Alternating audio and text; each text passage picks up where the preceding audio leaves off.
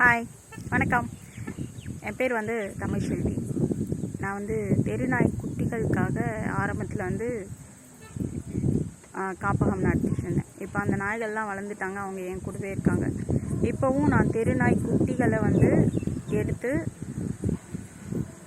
தெருநாய் குட்டிகள் அப்படின்னா நல்லா இருக்கிற நாய்க்குட்டிகள் இல்லை, உடம்பு சரியில்லாமல் ரோட்டில் விட்டால் அடிபட்டு இறந்து போயிடும் அப்படிங்கிற அந்த நாய்க்குட்டிகளை எடுத்து பராமரிக்க விரும்புகிறேன். நான் ஷெல்டர் கட்டிகிட்ருக்கேன்.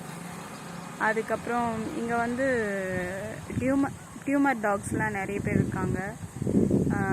என்னால் இங்கேருந்து திருவண்ணாமலைக்கு ட்ரீட்மெண்ட்க்கு அவங்கள கூட்டிகிட்டு போக முடியல அடிக்கடி.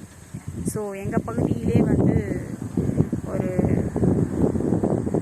டாக்டர் இருக்கணும்னு சொல்லிட்டு ஆசைப்பட்றேன். முயற்சி எடுத்துகிட்ருக்கேன். ஆசைப்பட்றேன் அப்படிங்கிறத விட அதுக்கான முயற்சிகள் எடுத்துகிட்ருக்கேன். இப்போ அதோட முதல் கட்டமாக நான் ஷெல்டர் கட்டிகிட்ருக்கேன். எனக்கு உங்கள் உதவிகள் வேணும். அதுக்கப்புறம் டெய்லி 50 நாய்களுக்கு காலையிலையும் நைட்டும் 2 வேளை உணவு கொடுக்குறேன். அதுக்கு நிறைய செலவாகுது. அதுக்கும் உங்கள் உதவி வேணும். ஒரு உதவி கேட்ட பதிவு தான்.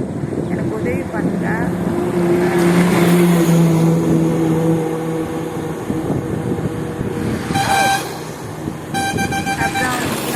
ஃபென்சிங் அடிக்காததுனால நாய்கள் வெளியே போகிறதுனால பிரச்சனைகள் வருது.